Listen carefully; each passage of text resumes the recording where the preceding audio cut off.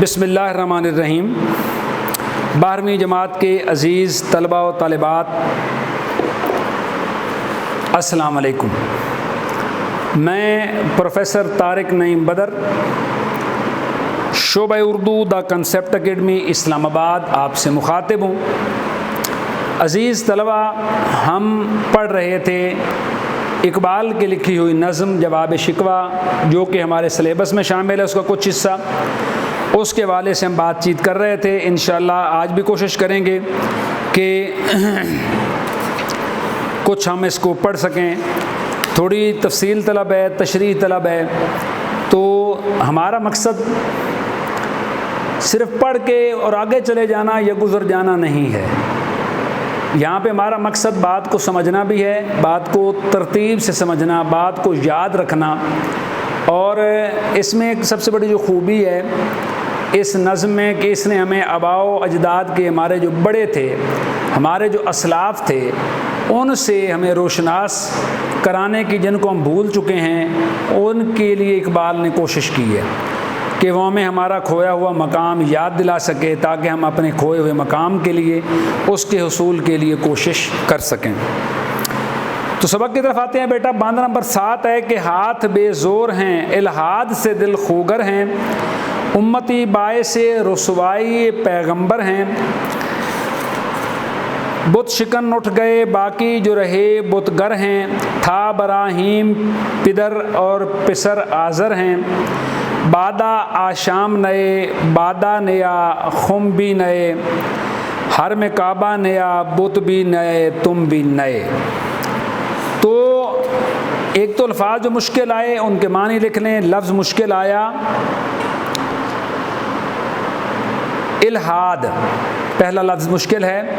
الحاد کے معنی ہوتا ہے اللہ تعالیٰ کا منکر، دین سے پھر جانے والا، یا ملحد بھی لکھ سکتے ہیں آپ۔ پھر لفظ ہے خوگر، معنی ہوتا ہے عادی، ایسا شخص جو کسی کام کا، کسی چیز کا عادی ہوتا ہے، اسے کہتے ہیں خوگر۔ بت گر کے معنی بت بنانے والا، بت شکن کے معنی بت توڑنے والا۔ ابراہیم پدر یعنی ان کا باپ، کن کا؟ حضرت ابراہیم علیہ السلام کا باپ۔ پسر آزر، آزر کے بیٹے ہیں۔ کون آزر کا بیٹا ہے؟ حضرت ابراہیم۔ اور آزر کون تھا؟ حضرت ابراہیم علیہ السلام کے والد تھے، جس کا اصل نام تارخ تھا۔ تارخ، تے الف تا ریخ، تارخ۔ قرآن مجید نے آزر بزبان بمانی، آزر کے معنی ہوتا ہے بڑا بت تراش قرار دیا، اور کہتا ہے اس کے یہ پیروکار ہیں۔ پھر لفظ ہے بادہ آشام، شراب پینے والے۔ خم کہتے ہیں مٹکے کو، شراب کا مٹکا یا گھڑا جس میں شراب رکھی جاتی ہے۔ پھر لفظ ہے بادہ آشام ہو گیا، بادہ نیا ہو گیا، خم بھی نئے ہو گیا۔ اب آتے ہیں اس کے لفظ بلفظ معنی پہ، پھر اس کی تشریح کرتے ہیں۔ شاعر کہتا ہے اللہ تعالیٰ کی زبان میں کہ بے ہاتھ بے زور ہیں اور الحاد سے دل خوگر ہیں۔ تمہارے ہاتھوں میں، تمہارے بازوؤں میں وہ طاقت نہیں رہی۔ اللہ تعالیٰ فرماتا ہے انسان سے کہ وہ جو تیرے آباء و اجداد میں طاقت تھی، جس طرح انہوں نے میری دین کے جگہ جگہ جھنڈے گاڑے، جس طرح انہوں نے اسلام کو پھیلایا، قوت سے، طاقت سے، وہ قوت و طاقت اے انسان اب تجھ میں نہیں رہی۔ تو رب رحیم کا منکر ہو گیا، تو نے تو اللہ کو ماننے سے انکار کر دیا، اور اب اس بات پہ کا عادی ہو گیا ہے، تمہیں احساس ہی نہیں ہوتا کہ تم سے کتنی بڑی غلطی ہو چکی ہے۔ امتی باعث رسوائی یہ پیغمبر ہیں۔ امتی حضرت محمد صلی اللہ علیہ وآلہ وسلم کی امتی، ہم مسلمان ہیں، ان کی بات ہو رہی ہے۔ کہا کہ تم نے تو اپنے نبی کے لیے باعث عزت بننا تھا، باعث فخر بننا تھا، باعث قدر بننا تھا، لیکن تم لوگ نبی کریم کی سنت پہ عمل نہ کر کے ان کی رسوائی کا سبب بن رہے ہو۔ یعنی تمہیں تو نبی کریم صلی اللہ علیہ وسلم کی سنت پہ عمل کرنا تھا، ان کی لائی ہوئی تعلیمات پہ عمل کر کے اور دنیا میں نمونہ بننا تھا، لیکن تو نے ان کی ساری لائی ہوئی تعلیمات کو فراموش کر دیا، اور تو بجائے اپنے نبی کے لیے باعث عزت و احترام بنتا، تو اپنے نبی کے لیے باعث عزت نہیں بلکہ باعث رسوائی بن گیا۔ بت شکن اٹھ گئے، بت توڑنے والے تھے وہ چلے گئے۔ یہاں پہ بھی حضرت ابراہیم علیہ السلام والے واقعے کی طرف اشارہ ہے۔ بڑی مشہور واقعہ آپ نے سن رکھا ہوگا کہ جس بستی میں رہا کرتے تھے آپ کا باپ آزر، جس کا نام میں نے بتایا ابھی تارخ تھا، وہ بت بنایا کرتا تھا۔ بتوں کی وہ قوم پوجا کیا کرتی تھی۔ ان کے معبد میں جہاں وہ عبادت کرتے تھے 360 کے قریب بت تھے۔ حضرت ابراہیم علیہ السلام کو اللہ نے پیغمبر بنا کے بھیجا۔ آپ علیہ السلام نے ان سے بیزاری کا اظہار کیا۔ ساری بستی پوجا کیا کرتی تھی، آپ ان بتوں کو ماننے سے انکار کرتے۔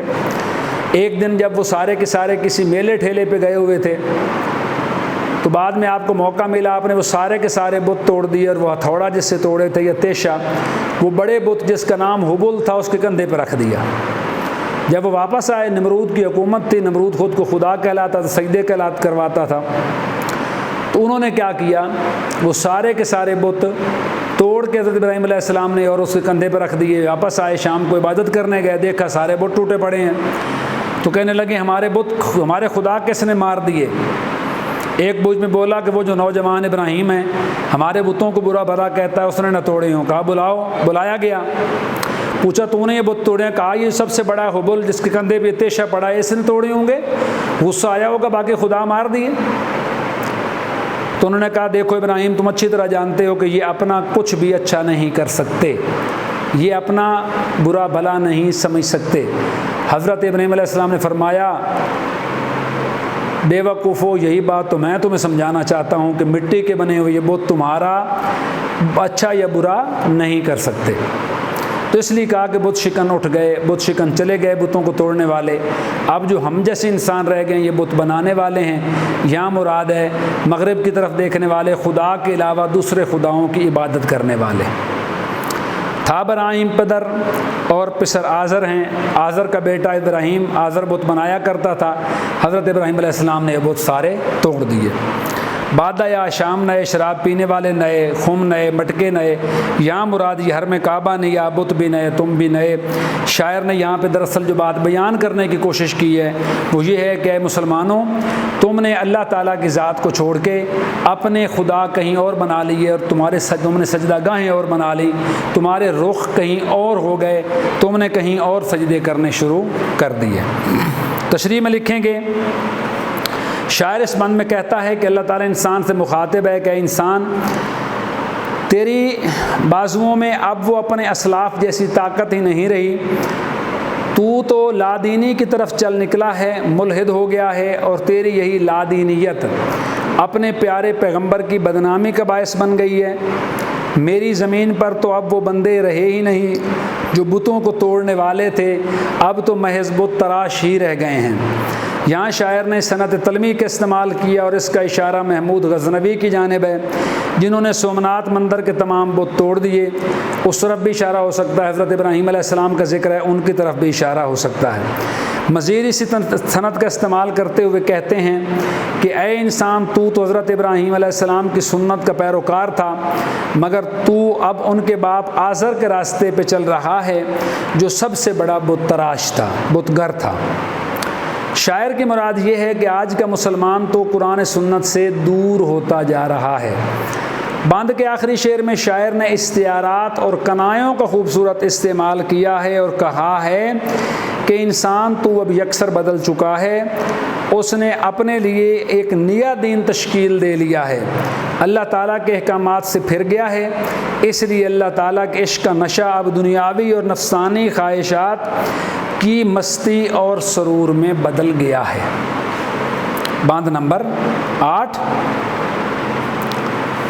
صفحہ دہر سے باطل کو مٹایا کس نے، نو انسان کو غلامی سے چھڑایا کس نے، میرے کعبے کو جبینوں سے بسایا کس نے، میرے قرآن کو سینے سے لگایا کس نے، تھے تو وہ آباب تمہارے ہی مگر تم کیا ہو، ہاتھ پہ ہاتھ درے منتظر فردا ہو۔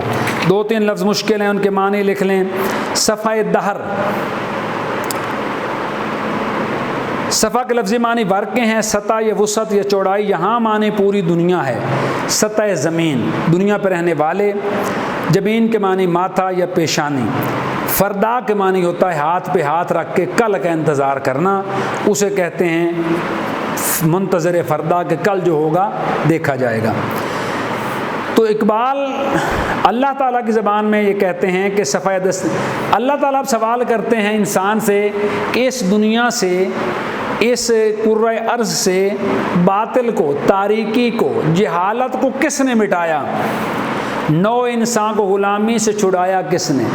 یہاں بھی مراد ہے اسلام جب آیا تو اس سے پہلے انسان غلامی کا شکار تھا، لوگ انسان کو، دوسرے انسان کو، کم تر انسانوں کو انسان بھی نہیں سمجھتے تھے، تو اس لیے اقبال کہتے ہیں کہ نو انسان کو میرے لائے ہوئے دین نے یعنی اسلام نے جہالت سے چھڑوایا۔ میرے کعبے کو جبینوں سے بسایا کس نے؟ کیونکہ یہ سوال اقبال نے شکوہ میں بھی کیا ہے کہ ہم نے اے اللہ تیرے کعبے کو جبینوں سے بسایا، ہم نے بنی نو انسان کو غلامی سے چھڑایا، صفحہ دہر سے باطل کو مٹایا۔ تو اب وہی سوال اللہ تعالیٰ کرتے ہیں کہ یہ کس نے کیا؟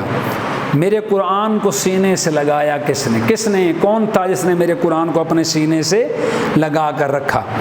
تھے تمہارے ہی وہ باپ دادا، خود ہی جواب دیتے ہوئے کہتے ہیں کہ وہ تیرے ہی اسلاف تھے، تیرے ہی بڑے تھے، تیرے ہی آباء و اجداد تھے، مگر تم کیا ہو؟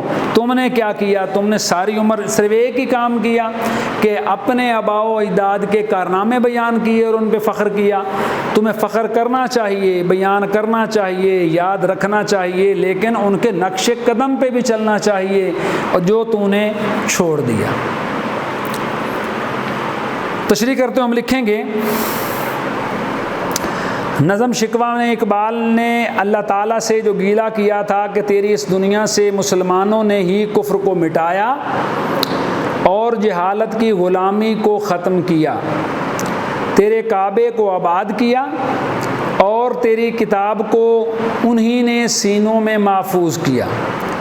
انہی شکایات کا جواب اپنی اس نظم جواب شکوہ کے اس بند میں اللہ تعالیٰ کی طرف سے شاعر نے لکھا ہے، اور کہتے ہیں اللہ تعالیٰ مسلمانوں سے فرماتا ہے کہ یہ بات سچ ہے کہ دنیا سے کفر کو مسلمانوں نے ہی ختم کیا، تمام انسانوں کو جہالت کے اندھیروں سے نجات بھی انہی کے مرہون منت ہے، یہاں تک کہ کعبے کی زمین پر سجدہ ریز بھی ہوئے اور میرے بھیجے گئے قرآن کو نہ صرف سینوں میں محفوظ کیا بلکہ اس پر عمل پیرا بھی ہوئے، مگر یہ سب کچھ تو تیرے اسلاف یعنی آباء و اجداد کر گئے تھے، تو نے ان میں سے کون سا کام سر انجام دیا ہے؟ تم بتاؤ جو اتنی باتیں کرتے ہو، ان میں سے، ان کارناموں میں سے تیرا بھی کوئی کارنامہ ہے؟ تو نے ان میں سے کون سا کام سر انجام دیا ہے جو میری رحمت سے محرومی کی شکایت کر رہا ہے؟ انسان ہی دراصل اس پوری بات چیت میں مخاطب ہے۔ پھر کہا کہ شاعر نے آخری مصرے میں محاورے کا استعمال کیا کہ تم تو ہاتھ پر ہاتھ دھر کے، ہاتھ پہ ہاتھ رکھ کر بیٹھے ہو، یعنی آنے والے کل کے انتظار میں کہ اللہ نے جو تقدیر میں لکھ دیا ہے بس وہی ملے گا، خود سے کوئی کام یا جستجو نہیں کر رہے ہو۔ ان دونوں بندوں کے اندر پہلا جو بند ہے، پہلا جو شے ہے، بند نمبر 7 اور 8، اس میں پہلے میں تو یہ ہے، شاعر نے یہ بات سمجھانے کی کوشش کی ہے کہ انسان تو مجھ سے شکوے تو کرتا ہے، اللہ تعالیٰ فرماتے ہیں اے انسان تو مجھ سے شکوے تو کرتا ہے، لیکن کیا تمہارے اندر مسلمانیت باقی ہے، یا تو نے اسلام کو چھوڑ کے بے راہ روی اختیار کر لی؟ کیا تو نے میرے آخری پاک پیغمبر محمد صلی اللہ علیہ وآلہ وسلم کی لائی ہوئی شریعت پہ عمل کیا؟ کیا تو نے ان کی شریعت کو پاؤں کے نیچے نہیں رون دیا؟ کیا تو نے ان کی بتائی ہوئی تعلیمات پر عمل کیا، یا تو نے ان کی تعلیمات کو فراموش کر دیا؟